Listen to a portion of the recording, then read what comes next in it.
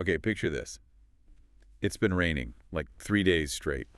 Your kids, they've just finished soccer practice, right? Oh, yeah, I know where this is And going. everyone just barrels through the door, shoes caked in mud, jackets dripping everywhere, Yep. and you just know your nice clean floors. They don't stand a chance. It's such a common scenario, isn't it? That moment where the kind of the chaos from outside feels like it's just gonna swamp your nice, calm indoor space. Absolutely. And that's exactly why today we're going to do a deep dive into something I think is maybe the unsung hero of home organization, Uh-huh. the mudroom. And look, it's not just some fancy extra room for big houses. It's like a vital buffer zone. A buffer zone. I like that. Yeah, designed to protect your home and honestly just make your daily life way easier. So our mission today, really, is to unpack what a mudroom actually is. You know, how it changes those daily routines, how it helps with organization. And keeps the outdoors out. Exactly. Acts as that guardian against, well, mud, rain, snow, all of it. We're going to explore how this space, this really hardworking space, can genuinely change things for you at home. No matter the size, right? That's key. Absolutely, no matter the size. Okay, let's dig in then. Okay. We hear mudroom all the time, but what is it fundamentally? Like, what's its real job? At its core, think of it as your home's first line of defense Yeah. against the elements. First line of defense, okay? It's Okay. that transition area, the place where, the outdoor mess sort of stops and the indoor comfort begins. So definitely not just a pretty entrance hall. It's got work to do. Oh, totally different. A formal foyer. That's about making a first impression, greeting guests, that kind of thing. Right. A mudroom. It's all function. That's why you usually find it near the garage or the back door, maybe hooked onto the laundry room. Where they actually happen. Exactly, where the real traffic happens. Yeah.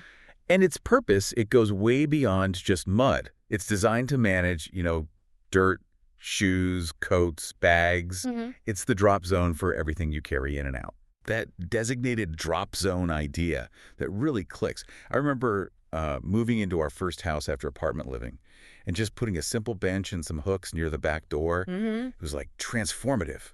Suddenly, umbrellas, school bags, even grocery bags got caught right there. Before they migrated further in. Exactly. Before they hit the kitchen counter or, wherever else. It worked like magic. And what's interesting there is how a simple, thoughtful setup like that just brings immediate order. It smooths out those transitions, stops that clutter from spreading. Yeah, it keeps the peace a little bit. It really does. Okay, so if it's this first line of defense, how does that play out in the daily grind? Is it just about stopping dirt, or does it actually change how a family operates? Oh, it absolutely changes how a family operates. You can think of it as like the home's command center for transitions. Command center. Okay. Yeah. So its main job is organization, right? Yeah. Coats, shoes, backpacks, sports gear, whatever. It all gets sorted there. But it's also that drop zone for the small essentials. Keys, wallet, mail. The key game. No more, where did I put my keys? Panic 5 minutes before you need to leave. Exactly. That alone is worth it for many people. And all this means less clutter in your main living areas. Muddy shoes, wet coats, they stay contained, out of sight. I've also heard they can be really specific to the family. Like friends of mine, their mudroom basically contains the smell of hockey gear until laundry day, which is huge for them. It really is. And that's the beauty of it, the customizability. It perfectly reflects your lifestyle.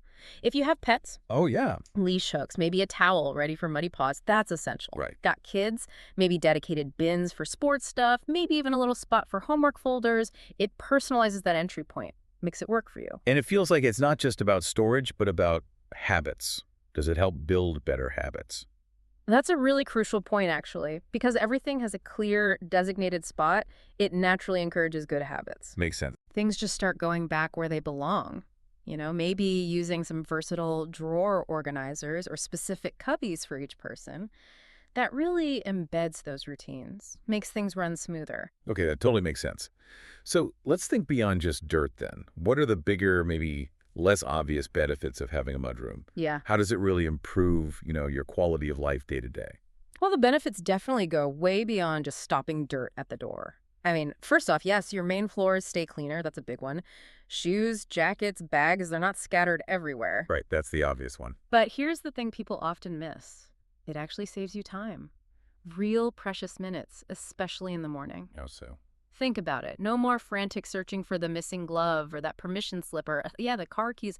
Everything has its place. You grab and go. Okay, so it's stopping the dirt and stopping that crazy morning dash. I like that. Exactly. And that kind of inherent organization, it just creates this sense of order. It fosters better routines naturally. Things just go back where they belong. And for families, this is huge. It encourages everyone, kids, and let's be honest, grown-ups too. Guilty. Yeah, to take responsibility for their own stuff. You know, you see kids with their own labeled cubby. They often get really good about putting their backpack and coat away. It builds that independence. You're touching on something there that feels deeper than just being tidy. Is there, like, a psychological angle to this? I really think there is. Beyond just the physical tidiness, the mudroom acts almost like a decompression chamber for your mind. Decompression chamber, Yeah. interesting. It contains that, that inevitable messiness that comes with transitioning from outside to inside. It lets you kind of shed the day's chaos right there at the door. So you step into your home feeling calmer instantly. It shifts your mood, makes the rest of your house feel more peaceful, more put together. Even if the rest of the house isn't perfect. Exactly. It sets a positive tone right from the moment you walk in. Okay, but let's address the elephant in the room. Or maybe the lack of a room. What if you think, great idea, but I just don't have an extra room for this? What can people do in small spaces? That's a super common concern, but you absolutely do not need a whole dedicated room. The key is strategic thinking for small spaces. First, think vertically. Upwards. Yes. Use that wall space. Hooks, pegboards are fantastic, tall, skinny cabinets. Yeah. Go up. Don't waste that vertical real estate. Okay, vertical thinking, got it. What else? The mudroom bench, it's like the ultimate multitasker. Oh, yes, the bench. It gives you a place to sit and deal with shoes, right? Yeah. But underneath, that's prime storage real estate. Cubbies, drawers, maybe a seat that lifts up. Hides the clutter. Exactly. One piece of furniture can basically create a mini mudroom function against any wall. Okay, that's smart. But what if you're renting? Or you really can't install anything permanent? Then flexible solutions are your friend. Things like floating shelves, maybe just one or two, wall-mounted hooks that maybe use adhesive, stackable bins or baskets. These things can create that functionality without any major changes. Good point. And don't forget the floor. A good washable indoor-outdoor rug helps define the zone. And shoe trays. Simple plastic trays are brilliant for catching drips and dirt from wet boots. Tuck them under the bench or just beside the door. Simple, but effective. Really practical, especially the shoe tray idea. Okay, so even if you don't have a dedicated room, where's the best spot to carve out this mudroom function?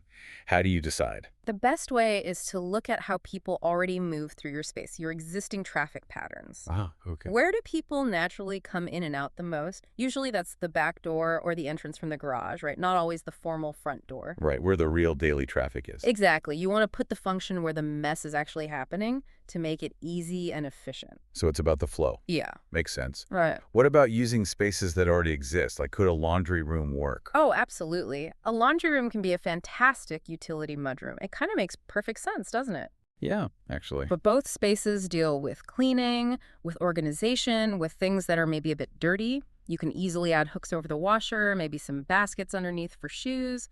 And the dirty sports clothes are already heading that way anyway. Precisely. It becomes this really efficient dual-purpose zone. Super smart. Okay, what about the really tricky situations?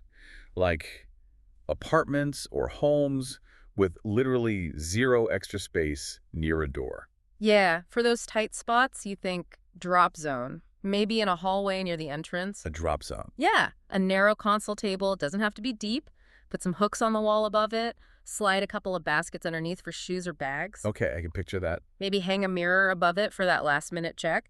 It creates the core function without taking up much room. And remember, you can build it in phases. Phases. Yeah, start small, just get some hooks up, then maybe add a small bench later, then find some baskets. You don't have to do it all at once. The function is what matters, not having a perfect room. Right? Function over form sometimes.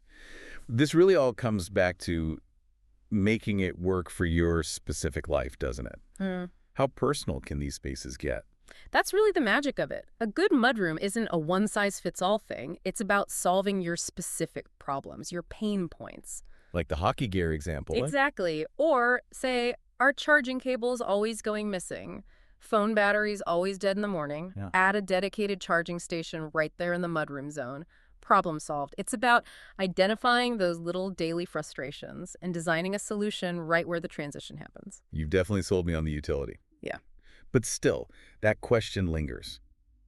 Is it really a necessity? Or is it just a really, really nice to have feature? It's a fair question. Is it necessary, like, plumbing? Maybe not structurally, but does it solve real everyday problems that impact your quality of life? Absolutely. Once you understand what it does, creating order, containing the mess, making routines smoother, you see its value. Even the tiniest setup, just a few hooks and a mat, delivers real benefits.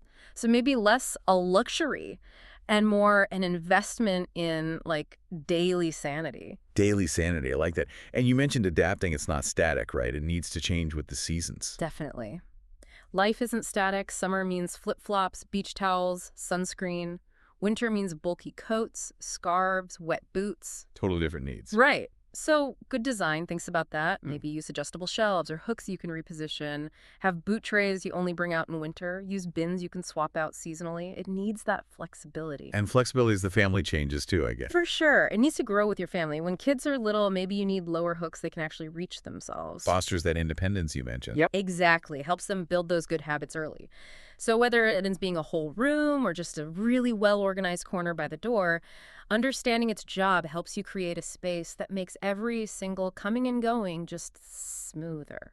It could end up being the most valuable square footage in the house in terms of function. Honestly, it really could. So wrapping this up then, this practical, hardworking space, this transition zone, it really protects our clean floors, yes, but it also keeps everything we need handy and delivers these kind of outsized benefits to just daily life. It's so true. The mudroom really proves that sometimes the most practical spaces, the ones we don't always think about aesthetically, can actually bring the most joy. By managing the clutter, handling those transitions. Yeah, creating real tangible order, it has this surprisingly big positive impact on how you feel in your home. So here's something to think about as you go about your day. Consider that transition zone messiness in your own home. We all have it somewhere, right? How could even a small intentional buffer zone, maybe it really is just a rug and a couple of hooks, maybe it's a corner you could rethink, how could that not only contain some of that chaos, but maybe bring a little more calm, maybe even joy to your everyday ins and outs? It's worth considering, isn't it? Sometimes the most practical changes make the biggest difference to how happy we feel at home.